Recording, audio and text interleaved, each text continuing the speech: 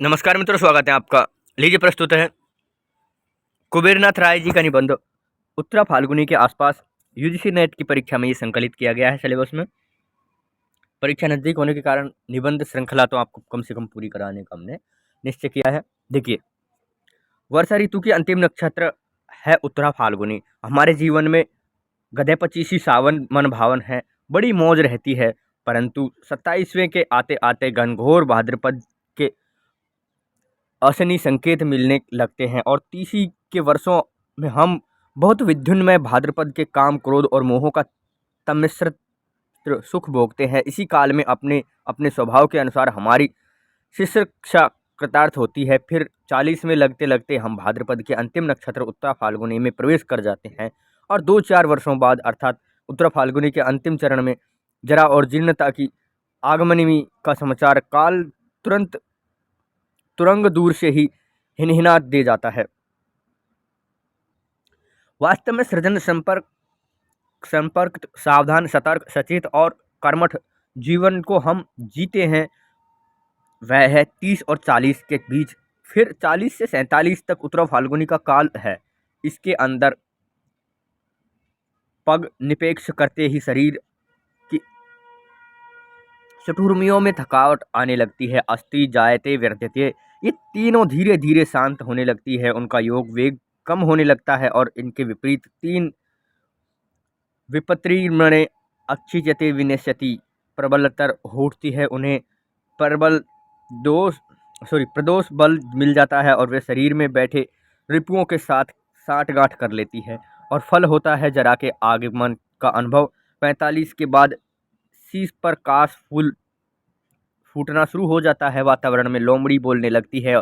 सुख और सारिका उदास हो जाते हैं। मयूर अपने श्रृंगार कलाप का त्याग कर देता है और मानस की उत्पल वर्णा मार कन्याएं चोवा चंदन और चित्रासारी त्याग कर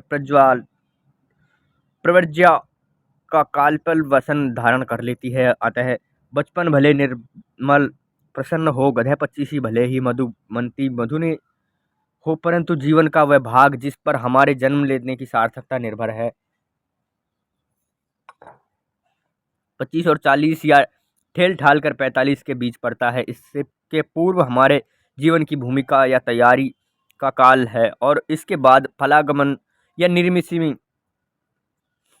निमिषिस की प्रतीक्षा है, जो हमारे हाथ में था, जिसे करने के लिए हम जन्मे थे, वस्तुतः घटित होता है 25 और 45 के बीच। इसके बाद तो मन और बुद्धि में वानप्रस्थ लेने का काल है। देह भले ही एक मधु, दो मधु, असंख्य मधु 60 वर्ष तक भोगती चले, इस 25-45 की अवधि में भी असल ही रचती है तीसोत्तरी। तीसोत्तरी के वर्ष का स्वभाव साण पर चढ़ी तलवार की तरह है।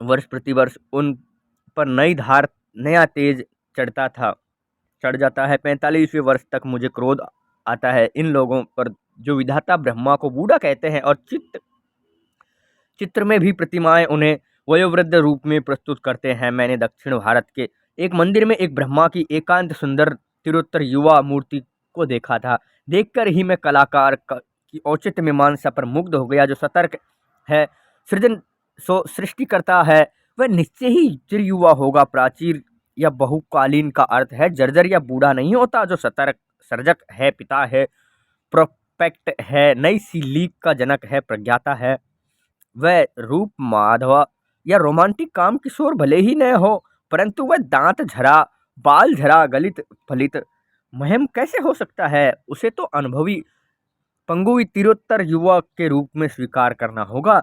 जवानी एक चमाचम धारदार खड़ग है, उस पर चढ़कर असी धारव्रत या विराचना करने वाली प्रतिभाएं ही पावक दग्ध हो होठों पर देवताओं की भाषा बोल पाती है। युवा अंग के पोर पोर में फास्फोरस जलता है और युवा मन में उस फास्फोरस का रूपांतरण हजार हजार सूर्यों के सम्मिश्रित पावक हो जाता है। मेरी समझ में सृष्टिकर्ता की, कवि की, विप्लवी नायिका की, सेनापति की, सूरवीर की, विद्रोही की कल्पना श्रुतकेश वृद्ध के रूप में नहीं की जा सकती। अतः प्रजापति विधाता के सदैव 30 वर्ष के पट्टे सुंदर युवा के सुंदर रूप में ही कल्पित करना समाचीन है। यानी ब्रह्मा को बूढ़ा नहीं कहना चाहिए लेखक के अनुसार। वास्तव में 30वां वर्ष जीवन के सम्मुख फण उठाए प्रश्न चिन्ह को उपस्थित करता है और उस प्रश्न चिन्ह को पूरा उसका समाधान मूल्य हमें चुकाना ही पड़ता है। किसी भी पुरुष या नारी की कीर्ति गरिमा इसी प्रश्न चिन्ह की गुरुता और लघुता पर निर्भर करती है। गौतम बुद्ध ने 29 वर्ष की अवस्था में गृह त्याग कर अमृत के लिए महाभिनिष्क्रमण किया। यीशु क्राइस्ट ने 30 वर्ष की अवस्था में अपना प्रथम संदेश सरमन ऑफ द माउंट गिरी शिखर पर प्रजनन दिया और 33वें वर्ष में उन्हें सलीब पर चढ़ा दिया, यानी सूली पर। उनका समूचा उपदेश काल 3 वर्ष में भी कम रहा। वाल्मीकि के अनुसार रामचंद्र को भी 30 के आसपास ही वास्तव में 27 की वयस में वनवास हुआ। उस समय सीता की आयु 18 वर्ष की थी और वनवास के 13वें वर्ष में अर्थात सीता के 30वें परी करते करते ही सीता हरण की ट्रेजेडी घटित हुई थी। अतः 30वां वर्ष सदैव वर्ण में महामूर्त के रूप में आता है और संपूर्ण दशक उस वर्ण और तेज के दाह अविष्ट रहता है। 30उत्तर दशक जीवन का घनघोर कुरुक्षेत्र है। यह काल गधे पच्चीसी के विपरीत एक सूर्यधार काल है, जिस पर चढ़कर पुरुष या नारी अपने अपने को आविष्कार करते हैं, अपने मर्म और धर्म के प्रति अपने को सत्य करते हैं तथा अपनी अस्तित्वगत महिमा उद्घाटित करते हैं, अथवा कम से कम ऐसा करने का अवसर तो अवश्य पाते हैं। 40 लगते के बाद 45 या यथास्थिति की उत्तर फाल्गुनी चलती है। इस पर इसमें ही जीवन के प्रतिकूल और अनुकूल उर्मियाँ परस्पर संतुलित को खोना प्रारंभ कर देती है और प्राण शक्ति अवरोहण की ओर उन्मुख हो जाती है। इसके बाद अनुकूल उर्मियाँ स्पष्ट रहता है। थक हर होने लगती है और प्रतिकूल उर्मियाँ प्रबल होकर देह की गांठ गांठ में बैठे रिपुओं में मेल कर बैठती है। मन हारने लगता है, सृष्टि अनाकर्षक और रति प्रतिकूल होने लगती है। बुद्धि का तेज घट जाता है और वह स्वीकारपंथी यानी कन्फर्मिस्ट होने लगती है। आत्मा की दाह तेजमयी शक्ति पर विकार का धूम्र छोड़ने लगता है। मैं तो यहाँ पर 45वें वर्ष की बात कर रहा हूँ, परंतु मुझे स्मरण आता है दोस्तोयेवस्की, जिसमें 40 वर्ष के बाद ही जीवन को धिक्कार दे दिया। मैं 40 वर्ष जी चुका, 40 वर्ष ही तो असल जीवन काल है। तुम जानते हो कि 40वां माने चरम बुढ़ापा। दरअसल 40 से ज़्यादा जीना असभ्यता है, अश्लीलता है, अनैतिकता है। भला जीवन से आगे कौन जीता है? मूर्ख लोग और अव्यर्थ लोग। नोट्स फ्रॉम अंडरग्राउंड से दोस्तोयेवस्की की उस उक्ति का यही शाब्दिक अर्थ निकलने जाए तो मेरी समझ से इसका यही अर्थ होगा कि 40वें वर्ष के बाद जीवन के सहज लक्षणों का परिवर्धन सृजन का आत्मिक और मानसिक स्तरों पर हास होने लगता है। पर मैं साठा तब पाठा की उक्ति वाला गंगा की कछार का निवासी हूँ। इसी से इस अवधि को 5 वर्ष और आगे बढ़ाकर देखता हूँ। यद्यपि दोस्तोयेवस्की की मूल थीसिस मुझे सही लगती है, शक्ति क्षय की प्रक्रिया 40 के बाद ही प्रारंभ हो जाती है। यद्यपि वह अस्पष्ट है, यानी स्पष्ट नहीं है। यहाँ पर लेखक उन लोगों का एक तरह से विरोध कर रहे हैं जो कि मोह माया में चिपके रहते हैं ज़्यादा उम्र के बाद भी। मैं इस समय 1972 ईस्वी अपना 48वां पावस झेल रहा हूँ। पूर्व फाल्गुनी का विकारग्रस्त यौवन जल पी कर मैं क्षिप्ति से आगे एक पग विक्षित हो चुका हूँ और शीघ्र ही मोहक मूड होने वाला हूँ। भाद्र की पहली नक्षत्र है मघा में आगाध जल है। पृथ्वी की तृष्णा आलेसा और मेघा के जल से ही तृप्त होती है। यदि मघा में धरती की प्यास नहीं बुझी तो उसे अगले संवत्सर प्रतीक्षा करनी पड़ती है। न केवल परिणाम में बल्कि गुण में भी मेघा का जल श्रेष्ठ है। मघा मेष की झड़ी झकोर का स्तुत गान कवि और किसान दोनों खूब करते हैं।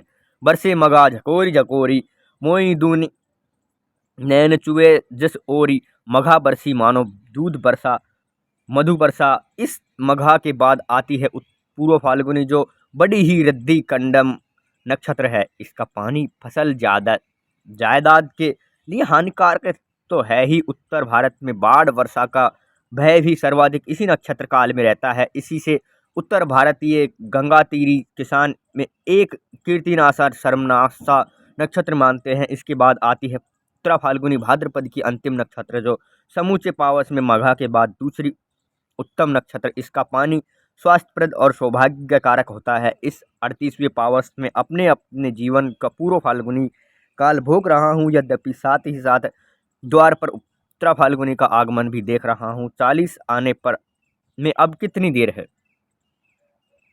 देखिए यहाँ पर क्या है, नक्षत्र हमारे काल में आते हैं वर्ष में, और इन्होंने इन्हीं नक्षत्रों को जीवन की आयु में एक तरीके से कल्पित बताया है, वहाँ पे कल्पना करी है। ठीक है, देखिए आगे क्या कहा। अतः आज पूर्व फाल्गुनी का अंतिम पान पत्र मेरे होठों से संलग्न है। क्रोध मेरी खुराक है, लोभ मेरा नयन अंजन है, और काम भुजंग मेरा क्रीड़ा सहचर है। इनको ही मैं क्रमशः विद्रोह, प्रगति और नवलेखन कहकर पुकारता हूँ। भले ही यह विकार जले, भले ही इसमें श्रेय प्रेय गति मुक्ति कुछ भी न हो, परंतु इसमें जीर्णता और जर्जरता नहीं, ये जरा और बद्धत्व का प्रतीक नहीं। पूर्व फाल्गुनी का प्रदत्त विक्षिप्तता भी यौवन का ही एक अनुभव है। मुझे लग रहा है कि मेरे भीतर कोई उपंग बजा रहा है, क्योंकि मेरे सम्मुख द्वार पर काल नटित अर्थात उत्तरा फाल्गुनी त्रिभंग रूप में खड़ी है, और मैं इसमें मार की 3 कन्याओं तृष्णारति आर्यता को एक साथ देख रहा हूँ। कांचन पद्म कांति कर पल्लव कुणित केश विद्वान विशाल बंकिम भ्रू दक्षिणावर्ती नाभि और त्रिपली रेखा से युक्त इस भुवन मोहन का रूप मैं देख रहा हूँ, और इसको आगमनी में अपने भीतर बजती उपंग को निरंतर सुन रहा हूँ। उपंग एक विचित्र बाजा है, काल पुरुषों की उंगलियां चटाक चटाक पड़ती है और आहत नाद का छंदोबद्ध रूप निकलता है। बीच बीच में हिचकी के साथ यह हिचकी भी उस काल विदूषक की भंडेती है, और यह उपंग के तालबद्ध स्वर को अधिक सजीव और मार्मिक कर देती है। मैं अपने भीतर बजते यौवन का यह उपंग संगीत सुन रहा हूँ और अपने मनोविकार का छक्कर पान कर रहा हूँ। मुझे कोई चिंता नहीं, अभी वानप्रस्थ का शरद काल आने में काफ़ी देर है। इस क्षण उसकी क्या चिंता करूं, इस क्षण तो बस मौज ही मौज है, भले ही वह कटुतिक मौज क्यों न हो। काम भुजंग के डसने पर तो नीम भी मीठी लगती है। अतः यह काल नटी, यह पूर्व फाल्गुनी उत्तरा फाल्गुनी के यह नैना जोगिनी कितनी भी भ्रांति या मायाजनक मृगजाल क्यों न हो, मैं इसके रूप में आबद्ध हूँ। इसके मुझे वही स्वाद आ रहा है जो मायापति भगवान को अपनी माया के काम मधु का स्वाद लेने समय प्राप्त होता है, या जिस स्वाद को लेने के लिए वे परमद पद को भास्वर सिंहासन को छोड़कर हम लोगों के बीच बार बार आते हैं। अतः इस समय मुझे कोई चिंता नहीं, कोई परवाह नहीं। ठीक है, देखिए मित्रों, अगर वीडियो की स्पीड ज़्यादा लग रही है तो आप कम कर लीजिए। प्रवाह में पढ़ने से एक फ़ायदा है कि एक तो जल्दी ख़त्म हो जाता है चैप्टर, और दूसरी की अशुद्धियाँ कम होने का चांस होता है और प्रभाव बना रहता है, तो जोश बना रहता है पाठक को। परंतु मैं एक न एक दिन वह क्षण भी निश्चित ही उपस्थित होगा जिसकी श्रृंगारहीन शरद यवनिका के पीछे जीर्ण हेमंत और मृत्युशीलन शिशिर की प्रेत छाया झलकती रहती है। उस दिन तुम क्या करोगे? है तुम्हारे पास कोई बीज मंत्र, कोई टोटका, कोई धीरणी मंत्र जिससे तुम अगले 20-22 वर्षों के लिए इस उत्तरा फाल्गुनी के पगों को स्थगित कर दो, और वह अगले 20-22 वर्ष तुम्हारे द्वार देश पर शिथिल दक्षिण चरण ईषणत कृचित जानू के साथ आभ्रपंग मृदा में नत सिर गिरव खड़े रहे और तुम्हारे हुक्म की प्रतीक्षा करते रहे। है कोई ऐसा जीवन दर्शन, है सिद्धाचार, ऐसी काया सिद्ध जिसे बाहर बाहर शरद शिशिर पतझार हेमंत आए और जूझते हार खाते चले जाएं, परंतु मनस की द्वार देही पर यह उत्तरा फाल्गुनी एक रस 60 वर्ष की आयु तक बनी रहेगी। कोई ऐसा उपाय? यह प्रश्न रह रहकर मैं स्वयं अपने ही से पूछता हूँ। आज से 13 वर्ष भी पूर्व भी मैंने इस प्रश्न पर चिंता की थी और उक्त चिंतन से जो समाधान निकला मैंने उस कार्य रूप परिणित कर दिया। परंतु इस 13 वर्षों में असंख्य भाव प्रतिभाओं के मुंडनपात हुए हैं और आज मैं मूल्यों के कबंध वन में भाव प्रतिभाओं के केतुकांतर में बैठा हूँ। आज जगत वही नहीं रहा जो 13 वर्ष पूर्व था। एक ग्रीक दार्शनिक की उक्ति है कि एक नदी में हम दोबारा हाथ नहीं डाल सकते, क्योंकि वह नदी की क्षार क्षण प्रतिक्षण और ही होती जा रही है। काल प्रवाह भी एक नदी है और इसकी भी कोई बूंद स्थिर नहीं। अतः शताब्दी के 8वें दशक के इस प्रथम चरण में मुझे उसी प्रश्न को पुनः पुनः सोचना है, कैसे जीर्णता जरा को यदि संपूर्णतः जीतना असंभव हो तो फांकी देकर यथासंभव दूरी तक वंचित रखा जाए। कैसे अपने दैहिक यौवन को नहीं तो मानसिक यौवन को ही निरंतर धारदार और चिरंजीव रखा जाए। उस दिन तो मैंने सीधा सीधा उत्तर ढूंढ निकाला था। ययाति कि तेरे पुत्रों से यौवन उधार लेकर, अर्थात मैं कोई नौकरी न करके कॉलेज में या अध्यापन करूं तो मुझे 55 या 60 वर्ष की आयु तक युवा शिष्यों शिष्याओं के मध्यवास करने का अवसर सुलभ होगा और इस आशा आकांक्षा उत्साह साहस उद्यमता आदि से वैसे ही अनुप्रमाणित और आविष्टित रहूंगा जैसे चुंबकीय आकर्षण क्षेत्र में पड़कर साधारण लोहा भी चुंबक बन जाता है। ठीक है मित्रों, आगे देखिए। तो मित्रों इस वीडियो में यहीं तक पढ़ेंगे, मिलते हैं अगले वीडियो में। आगे इस निबंध को अगले भाग में पढ़ेंगे। मिलते हैं आपसे। नमस्कार, धन्यवाद।